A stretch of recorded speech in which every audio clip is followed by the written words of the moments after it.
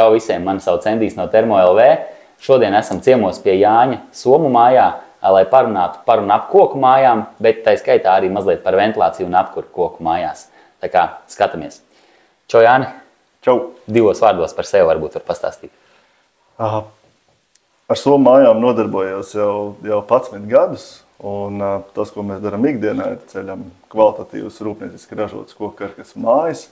Un esam izauguši jau pa pilnu servisu kompāniju, kas klientiem nodrošina ne tikai pilnu būvniecības ciklu no pamatiem līdz atslēgai, bet arī pilnu dokumentācijas paketes izstrādi un saskaņošanu būvvaldē. Ok, atnāku ar 2 lieliem čemodāniem pie tevis noliek un principā pēc brīža māja. Čemodāni jau pagājis ir laiks, bet jā, lielā mērā ir vajadzīga ir vēlme, ideja un labs garšstāvoklis, un tad jau mums ir pa ceļam. Ok, super. Sākumā varbūt tādi daži jautājumi. Es atceros pats savulaik arī būvēju koku māju, un tad, kad es sāku tajā būvniecībā visā iedziļināties, patiesībā liekas tikai tā, koku māja, kas tur, koku māja, viss vienāds, bet patiesībā nē. Un tad varbūt tas pirmais jautājums tev par koku māju veidiem. Es zinu, ir tur moduļu mājas, ir paneļu mājas, ir vēl kur uz vietas būvē mājas. Kāda vispār atšķirība? Vai ir starpība? Ko izvēl? Vai ir kaut kas labāks, sliktāks? Vai... Jā, tas tirgus piedāvājums ir ļoti, ļoti piesātināts, un jā, tādas noteiktas definīcijas produktam kā tādam varbūt nav, bet jā, iedalās šīs te moduļu mājas un rūpnieciski ražotas karkas mājas, jeb paneļu mājas saucamās. Moduļu mājas tas ir tas, kur mēs ne, bet attiecīgais ražotājs izgatavo jau gatavs māju konstrukcijas, jau ar iekšējo un ārējo apdaru, bet nogādājot jau pilnībā šādu te produktu objektā. Bet tur ir ierobežot arhitektoniskie visādi risinājumi. Ja? Tur jārēķinās ar to, ka tās mājas ir ražotas tā, lai viņas ietilptu noteikti izmēra smagajā tehnikā. Lai mašīna var aizvest arī viņa. Okay. Savukārt, tas, ko mēs darām, mēs ceļam rūpnieciski ražotas koka karkas, jeb paneļu mājas. Tas nozīmē, ka rūpnīca automatizētās līnijās zem stingras kontrolas tiek izgatavoti jau mājas ārsienu paneļi. Paneļi ir energoefektīvi ar 25 cm siltinājumu, no iekšpuses nāk tvaika barjeri un īpaši ciets riģips, no ārpuses nāk kokšķiedra. Un jau rūpnīcā tiek iestrādāti jau 3 stikla koku logi ar alumīnija rāmu no ārpuses. Līdz ar to, piegādājot šādus elementus objektā, mēs jau īsā laikā jau esam zem jumta un mūsu laika apstākļi jau neietekmē turpmāko mājas būvniecību. To arī minēja, kad uz vietas ceļ, jā, neizbēgam, ka cilvēki izvēlas arī šādu variantu, kur paši iegādājas noteikti kvalitātes koku materiālus un ceļ uz vietas. Kāds tur ir rezultāts beigās, citam labs, citam savādāks, bet tieši tā rūpnieciskā ražošana, tas atslēgas vārds, kur arī ir šī kļūda neiespējamība, ja, tur tikai cilvēciskais faktors, kas var notikt kaut kādā montāžas procesā, bet arī šeit, ja, mūsu gadījumā jau tiek veikta stingra darba kvalitātes izpildes kontrole. Īsāks, kaut uz vietas, viss ir uz vietas, tu nevar tik daudz, kā teikt, kaut ko aizšaut greizi. Viss darot rūpnīcā. Nevar praktiski vispār aizšaut greizi. Ok, bet labi, bet uz tām vietas celtajām, es vienkārši atceros dzirdēju to faktu par to, ka tā māja nedrīkst izlīt, vai viņai nav labi izlīt, vai tas ir mīts, vai tas tā arī ir. Kad nezinu, tu būvē varbūt uz vietas, tad vai tas viss, tas koks tur nesalīst. Redz, koks ir dzīves materiāls. Protams, ka viņam jābūt ir noteiktā kvalitātē un noteiktā mitrumā, gan kad viņš tiek iestrādāts elementā, gan arī objektā, un objektā pastāv tas risks uz vietas taisot, kad viņš tā kā pieņem to gaisa attiecīgo mitrumu, vai tas ir lietus, vai vienkārši relatīvais mitrums, ko viņš uzsūta sevī. Tas, kas ir pēc tam svarīgi, šo māju kārtīgi izžāvēt, ja, mitrumu savācējiem vai kā citādi, bet nesteigties uz priekšu ar to, kad likt šīs tvaika barjeras un apdars uzreiz. Okay. Darīt var, bet vienkārši ar prātu. Darīt var, bet jā, nevajag sasteigt. Ok. Vēl gribu atgriezties pie nosaukumu Somu māju. Es atceros, pirmais dzirdēju Somu māju, likās tas tāds brands, bet izrādās reāli tas tā kā Somijā ir ražots, vai ne? Jā. Jūs gadījumā.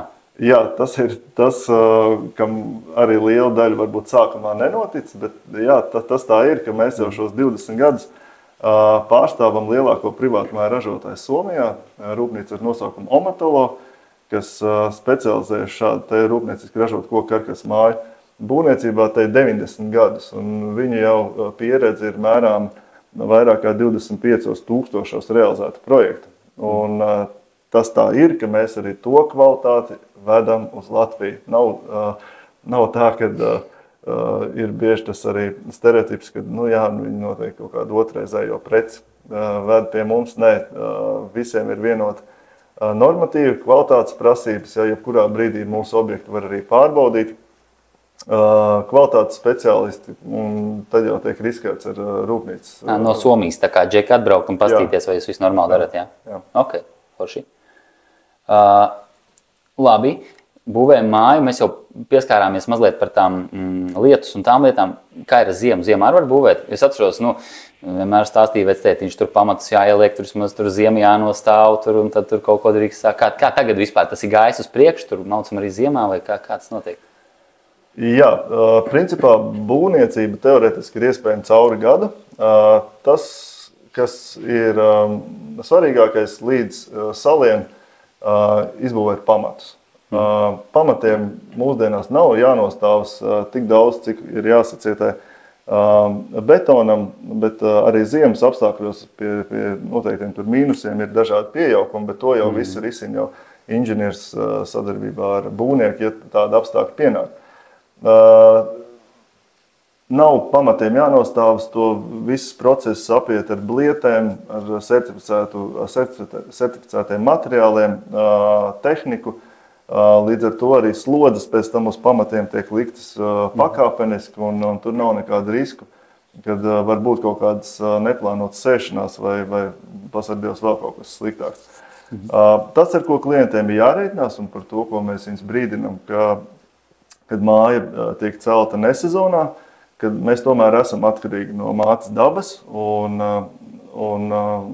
mitrā laikā tie var būt papildus izdevumi uz mitrumu, uz ūdens, gruntsūdeņu pazemināšanu, uz mitrumu savākšanu. Tāpat arī, ja līdz tādam kārtīgam salam mēs nepaspējam iebetonēt melno grīdu, tad jārēķinās, ka visi darbi turpināsies agrā pavasarī, kad temperatūra jau būs virs nulles.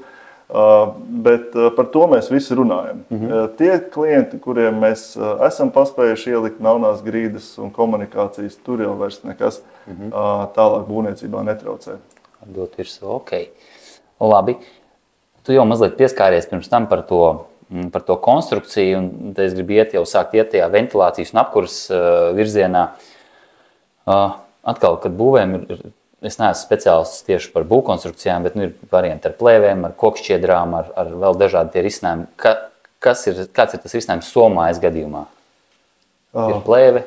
Jā, ārpusē mums nāk kokšķiedri, kas ir labi elpojošs materiāls, jo arī fasādi mēs liekam ventilējumu, lai konstrukcija elpotu, bet savukārt iekšpusē jau nāk jau 200 mikronu tvaika barjeri, ja plēve, kas nodrošina to, ka ne konstrukcijā tiek iekšā mitrums, ne arī no konstrukcijas uz āru.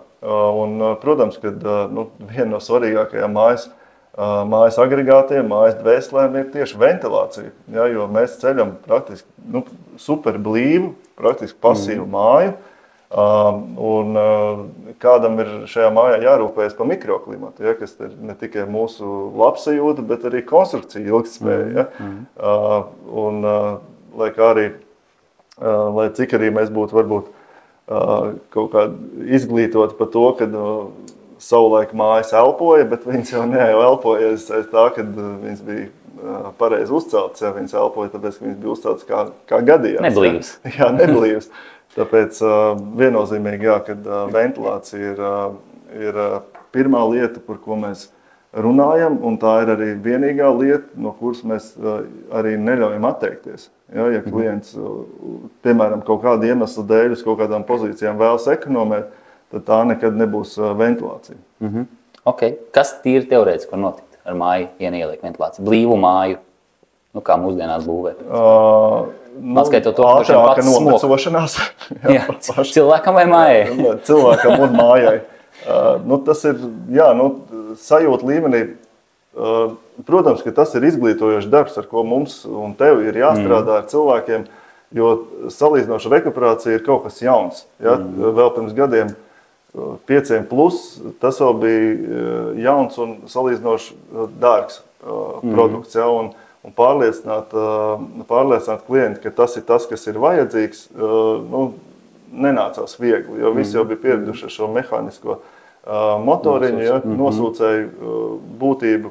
Tad, to ļoti labi parāda mājās vannas istabās pelējumi, ja, kaut kāda rašanās. Ja. Tas ir ceļš agrāk, kad lietoja tikai šos mehāniskos ventilators, kas bija pieslēgts vēl pie tam pie slēdža uz lampu. Jā. Ja, kad tu nodušojies, kad tu esi vairojis šo te tvaiku gandrīz jau 70–80% mitruma līmeni telpā, smuki tu noslaukies, viss pārējais, un tad ejot ārā no vannas istabas vienkārši brutāli izslēdz to visu pasākumu. Un telpā paliek mitrums, kurš tev jautā, ko man darīt, kur man iet.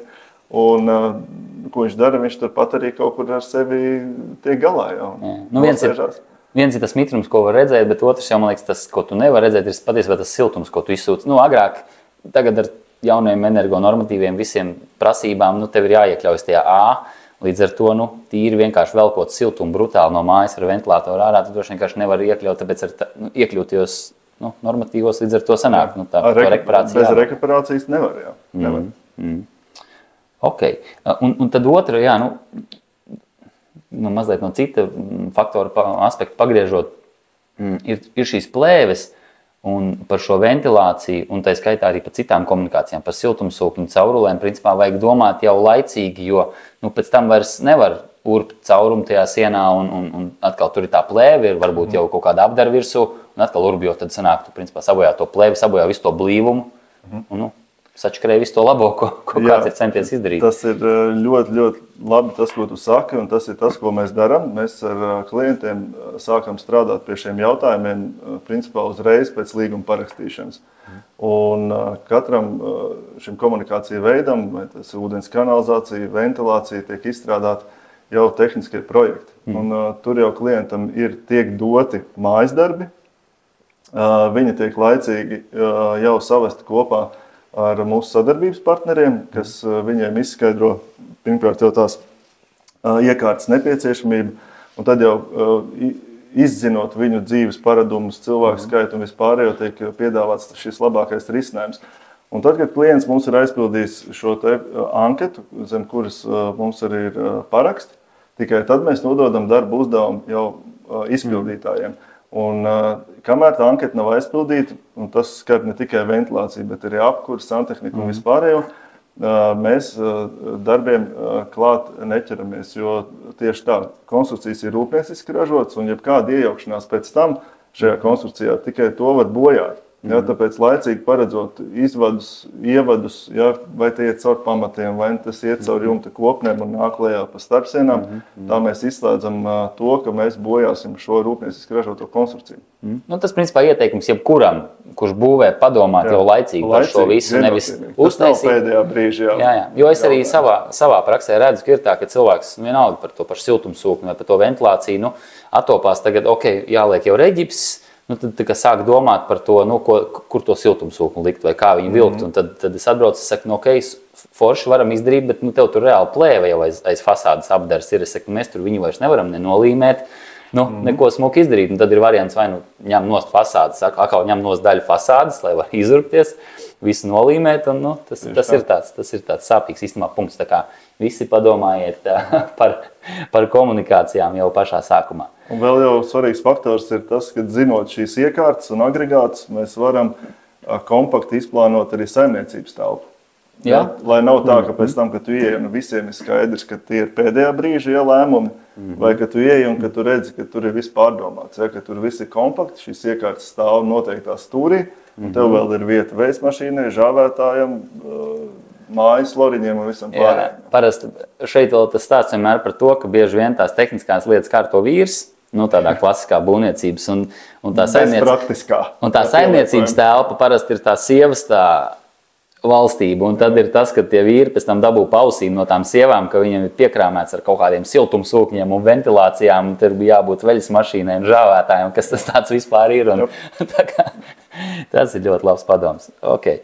Par apkuri mazliet vairāk. Nevienam nav noslēpums, ka tagad viss iet siltumsūkņu virzienā un visi kļūst zaļāki. Un tas siltumsūknis arī nevis tikai tāpēc, ka zaļāks, vienkārši daudz ērtāks, kā apkurs veids, bet es pieļauju, pat cik tu esi jau 11 gadus tajā koku māju būvniecībā un būvniecībā vispār. Kā tas mainās? Agrāk bija tikai granulnieki un tagad tikai siltumsūkņi, vai joprojām liek kaut kādās proporcijās granulu katlus? Kā tu to redzi?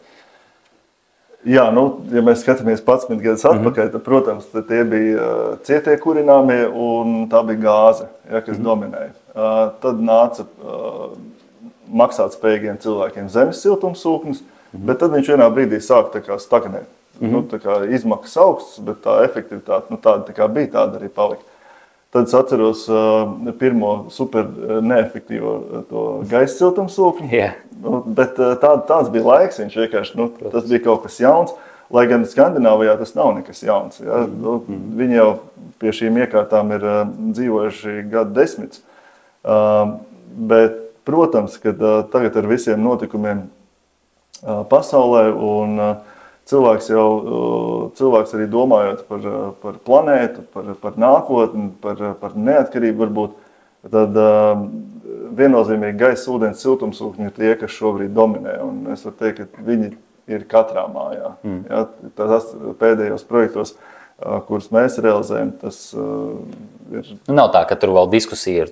Absolūti nav diskusija. Un principā ir tā, ka ja agrāk mums vēl bija jāstāst par šīm apkurses iespējām sistēmu, tad šobrīd jau klients jau skaidri gaiši pasaka, ka viņam būs gaisa, ūdens, siltumsūknis. Jautājums izvēlēties tikai kuru un ko un kā, un tā paliek tā daļa. Un kas parāda to, ka arī viņi progresē ļoti, tie ražotāji, kas piedāvā šos sūkņus, arī āra bloki kļūst jau estētiski baudāmi. Jā, tā parasti ar citu ir problēma. Un 24. 25. gads tagad, praktiski visi ražotāji jau pāriet uz melnām iekārtām, jo vienkārši tirgus spiež dizainu, lai gan tam ir iemesls patiesībā, kāpēc viņi ir gaišā krāsā, tas ir, lai viņi neuzkarstu un atkal no tāda praktiskā viedokļa vairāk, bet tas cilvēks tik ļoti tas pelēkais un melnais nāk tik ļoti modē, ka vienkārši tie ražotāji ir spiesti. Un principā, no aiznākamā gada jau visi būs tur melni vai tumši pelēki vai ļoti līdzīgi. Tā kā, arī tādā ziņā tur mazie prieki ir. Es zinu, ar arhitekti tur rupi lamājās par tiem siltumsūkņu ar blokiem. Bet arī, jo tur jau ir sava normatīva, cik tur tā metrāža var būt tām trubām un vispārējais. To jau tikai laicīgi runājot ar attiecīgās jomas speciālistu, tur klients jau var saprast. Ja, tu jau var uzprojektēt milzīgu māju, bet, ja tev tas āra bloks jāuzliek fasādē, tieši pie ieejas, tad baigi nest. Jā, tieši tā. Tāpēc tas viss ir jādara laicīgi. Jā, tāpēc tā arī, lai var paspēt tur, to bloku aizslēpt aiz stūri, ja gribās, vai arī dažādi, tikko bija gadījums klients, arī bija izdomājis, kur viņš tā kā grib to āra bloku nolikt, it kā paredzējis pat tam vietu, bet nebija painteresējies, cik viņš ir liels vai mazs vai liels. Un realitātē mēs sākam runāt, un es iedodu tos izmērus, viņš sapot bāc, viņam tur vispār, viņš logam priekšā un durvīm priekšā un viss, un ir erors, jo, apdari ir uztaisīt, viss ir izdarīts un nav vairs kur likties. Tad vai liek tur, vai beigās mēs viņu uz jumta likām klientam to siltumsūkņu. Vienkārši viņš saka, tur nevar. Tā kā vienmēr laicīgi šito visu vajag laicīgi. Es gribēju mazliet arī par to ugunsdrošību parunāt, kas gan atkal, joprojām, protams, ugunsdrošība, tas siltumsūknis ir, protams, kārtu ugunsdrošāks kā granulu katls, gāzes katls, tad no tāda aspekta varbūt tā saruna nav tik interesanta, bet, protams, joprojām paliek elektrība, kas ir kā puse no ugunsgrēkiem parasti ir no elektrības, un tad vienmēr ir tas uzskats, ka koku māja, tas ir tāds, zin kā, ja tur kaut kas būs, tur viss nodegs. Mūra māja, tā kā paskā pa siventiņiem, un man liekas, cik es vēl dzirdu arī starp saviem klientiem, tad ir joprojām tā dilēma par to, kad es prasu, kāpēc izvēlējāties mūru māju vai koku māju, tad viens es dzirdu joprojām to argumentu par to ugunsdrošību. Kā ir šobrīd, tas arī kaut kas ir gājis uz priekšu tām būvniecībā, koku konstrukcijās šajā visā, kā tur ir?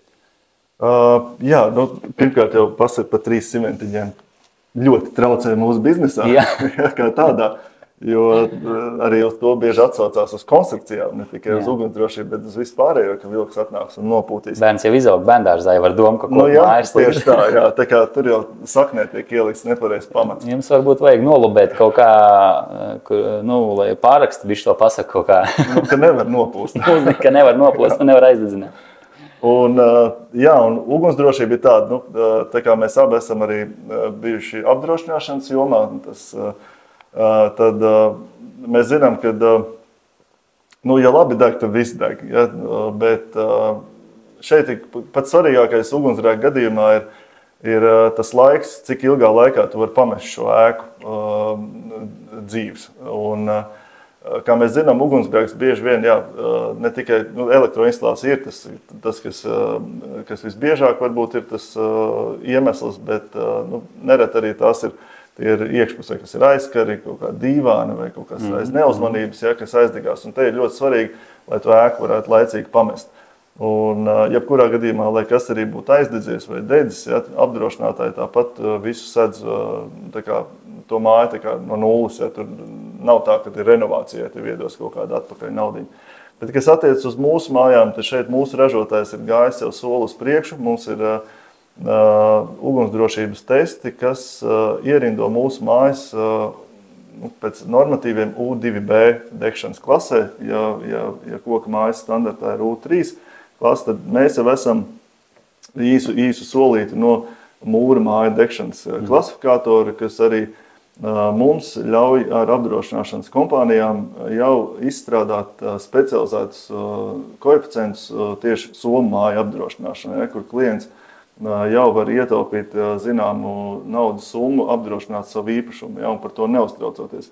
Bet tas jau neizslēdz to, ka arī būvniecības procesa laikā ir jāizmanto atbilstoši kvalitātes certificēti vadi, tāpēc tur nevar nodarboties ar pašdarbību, tev ir jāveic viss atbilstoši tam, kā to prasa normatīvu. Jā, tu saki, ka pat ir apdrošinātāji, kas, ja tu pasaki, man ir somu māja, viņi iedod arī labāku cenu uz apdrošināšanu. Jā, mums ir pat speciāli jau vienošanās par to, ka ir citi koeficienti.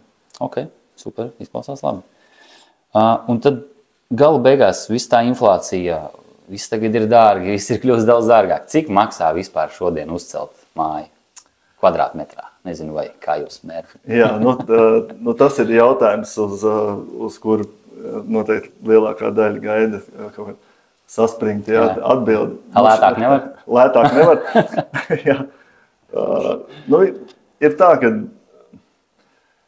šobrīd tās aktuālās būvniecības izmaksas, ja mēs runājam par tādu krietni virs vidēji izcenojumu tādas kvalitātes apdars materiālu izmaksām, ir no 1500 eiro par vienu kvadrātmetru. Šeit svarīgi ir ieklausīties no 1500 eiro kvadrātmetrā, jo tas nozīmē, ka tas viss ir tendēts uz augšu. Bet būvniecībā, privātmāju būvniecībā ir vairāk šie mainīgie cenas faktori. Pirmais ir pamata tehniskais risinājums, kurš tiek izstrādāts tikai tad, kad klients ir iesniedzis mums ģeoloģiskās izpētes rezultātus. Savā ziņā gadalaiks diktē arī to, kādas ir papildus izmaksas uz mājas būvniecību. Un trešā lielākā mainīgā daļa, protams, ir dekoratīvie iekšdarbi, kur klients jau brīvi var pats iesaistīties materiālu izvēlē, un mēs jau arī neesam gaišreģi. Bet mēs zinām to, ka ceļot sev klients neekonomēs. Un tāpēc arī mūsu cipari, mūsu tāmas, par kuriem mēs nesam atbildību, ir maksimāli pietuvināti šiem te reālajiem gala iznākumam. Tāpēc mēs spēlējam atklātas kārtas. Mēs jau no pirmās tikšanās reizes stāstam, kā būs, jo māja ir investīcija liela.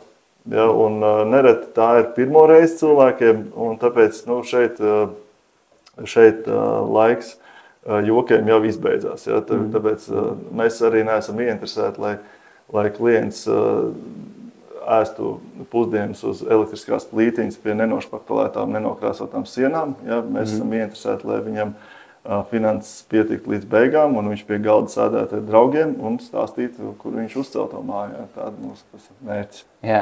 Ok, tad tas no 1500 tas ir gatava māja ar apkuri, ventilāciju, iekšdarbiem, flīzītēm. Visu, jā, tā ir mājas cena līdz atslēgai, bez mēbelēm, bez dekoratīvām lietām, lampām. Tas, ko mēs šajā summā arī nerēķinām, ir apkurs katls. Ja, jo apkurses katli arī ir daudz dažādi, ja tur tā cena amplitūda staigā. Un tas arī nebūtu korekti, ja mēs piesietu šo ciparu kaut kādam konkrētam agregātam. Ja? Tāpēc to mēs arī stāstam klientam. Un, protams, šajā cenā mēs neesam ierēķinājuši visu, kas ir tālāk pa metru no mājas. Ja? Bruģīši, sētas. Bruģis, labiekārtošana, sēta, jo tas ir baigi individuāli. To neviens arī mums nespēja sākumā varbūt atbildēt.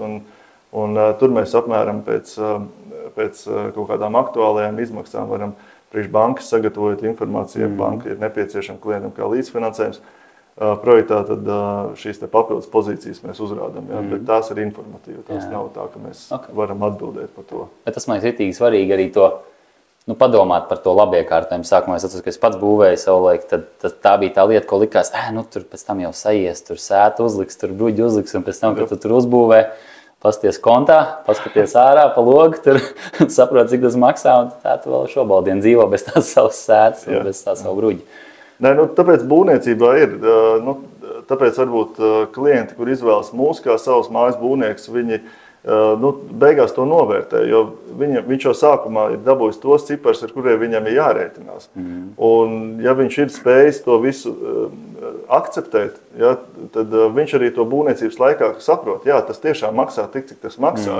Jo ja mēs sākam paši galvā kalkulēt, neizzinot lietas, kas tur sētu uzcelt, ja, staps un pārējie materiāli sestdien, svētdien un uztaisīšu. Tad saliekot tās visas komponentes kopā, ar ko tas viss sākās un ar ko beidzās, ja, tāpat arī gribās noteikti automātisko vārtu sistēmu vai vispārējo, tie jau ir tūkstoši, ja, un būvniecībā jau viss ir reiķinās vairāk tūkstošos nekā simtos.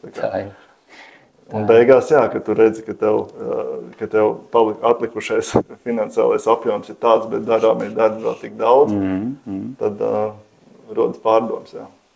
Ok, uz atvedām pēdējais jautājums. Man tagad atkal ir tas kofers ar to naudu. Es atnāku pie tevis, saku, jā, taisam, cik ilgi jārēķinās. Šodien atnāku. Pēc cik ilgi laiks tikšu mājā? Pēc gada? Pusotru, 2? Jā, ir ideālais scenārijs, un tad ir scenārijs. Okay. Tas ideālais scenārijs, protams, būtu tā, ka projekta skaņošana, tas baigi atkarīgs no būvvaldes, kurā reģionā cilvēks ceļ. Kur ir visātrāk tagad? Vai vissliktāk?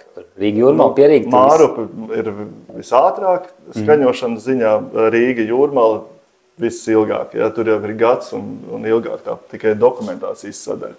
Okay, tad tikai papīri, tur Rīga Jūrmala, tas ir gads. Okay. Jā. Protams, atkarīgs no vietas, no komunikācija esamības, ja, vai tur ir pilsētas tīkla vai lokāli, tas viss ietekmē šos termiņus. Bet jā, tādā rajonā vai tālāk no Rīgas, tie termiņi ir saprotamāk. Bet jebkurā gadījumā tas ar visu to arhitektūras daļu, būvkonstrukcijas daļas, inženieru tīklu, projektu izstrādi ar vispārējo, tas tāpat beigās 6 mēneši kā minimums aiziet, jā, tajā projekta skaņošanā.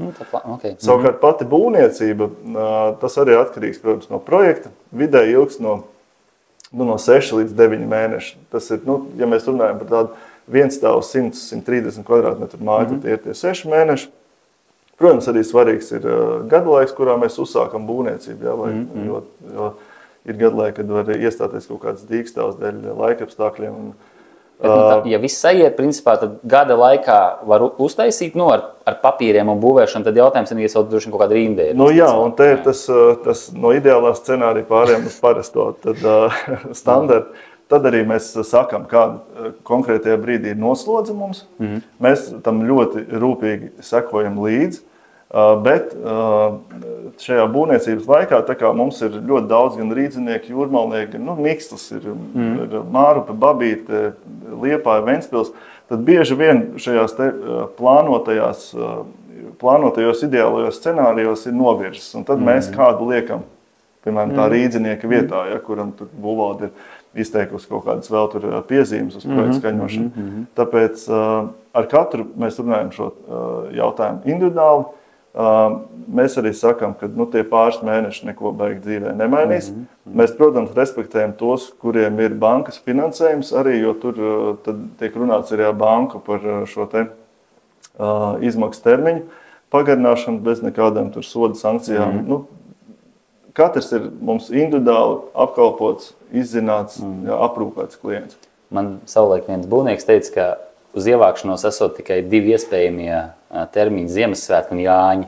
Es nezinu. Jā, šeit mēs vienmēr cenšamies precizēt, par kuriem Ziemassvētkiem un Jāņiem ir runa. Ja mēs tagad runātu, tad teikt, gribētu līdz Jāņiem ievākties, tad precizētu līdz kuriem gadiem. Jā. Ok, paldies, bija interesanti parunāties. Ja tev varbūt ir kaut ko grib pielikt klāt no šai sarunai vēl no savas puses? Es domāju, ka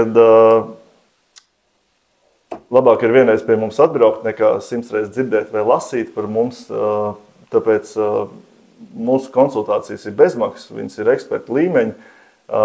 Ja ir vienkārši doma par mājas būvniecību, tad šeit ir lieliski iespēja uzzināt un saprast to, ar ko būs jārēķinās, kā būtu pareizi izvēlēties projektu. Tas pats, ja vēl zemīt nav nopirkt, tad arī šeit mēs stāstam tos riskus, kas ir apējami pirms zemes iegādes, izzinot to, jo arī tie cilvēki, kas ir vienkārši nopirkuši zemi un nav veikuši pirms tam tās tehniskās izpētes, tad bieži vien iekrīt uz diezgan lielām pamata izmaksām. Uz ko tur var ielidot, ja jau mēs par to zemi īstenībā tāda laba lieta, jo tas parasti, man liekas, viens ir būvēt māju, bet otrs pēc zemes tikt. Kas ir tas, kas tur kaut kādas sarkanās līnijas varbūt, tur pirms Rail Baltiku būvēja, tad tur viss krita panikā, kur tur mārupēja iestur tā Rail Baltiku un kas vēl ir varbūt tās lietas? Tie ir dažādi apgrūtinājumi, kas ir sarkanās līnijas, aizsargrāvji, nezinu, tur kapu tuvība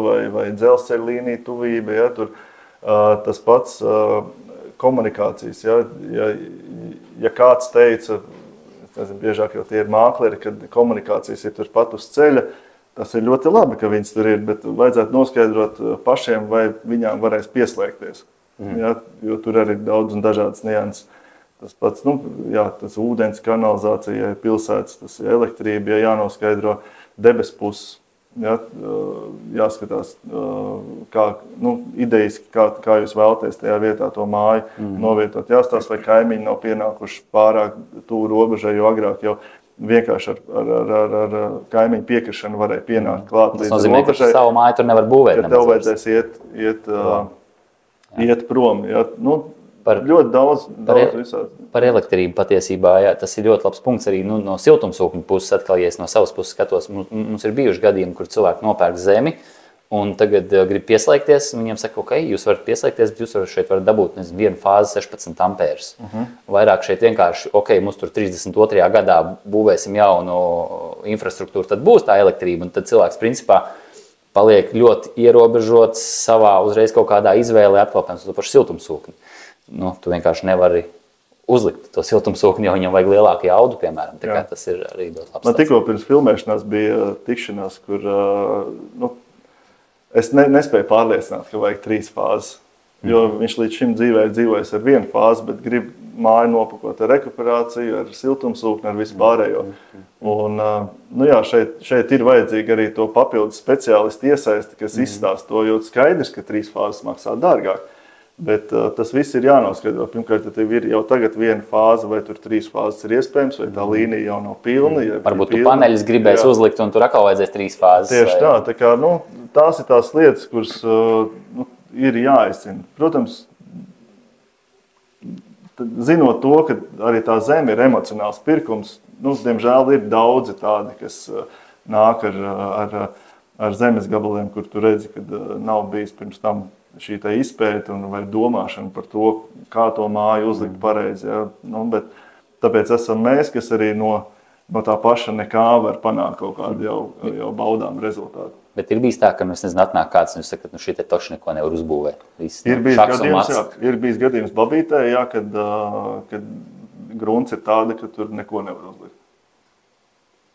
Okay, kad veicot ģeoloģisko izpēti, ka tur viss ir slikti. Pat ne tur urbt kaut ko. Tur ir kūdra. Tad jau varbūt labi, tieši jāro kūdra. Tieši tā, tas ir vienīgais variants. Tāpēc ir šī ģeoloģiskā izpēta ļoti labi, jo tas arguments, ka man tur kaimiņos ir mājas, es redzēju, tas vēl neko nenozīmē. Tev kardināli pretēji var būt jau uz kaut kādiem 11 metriem jau tā situācija. Ok. Labi, tagad gan laikam metam mieru. Aizrunājamies sakā vēlreiz, bet forši. Paldies, ka skatījāties. Man lika atkal pateikt, laikojiet, subscribojiet, sūtiet mamām, sūtiet tētiem draugiem. Visi paldies, ka skatījāties, tad jau tiekamies nākamajos video. Vislabāk!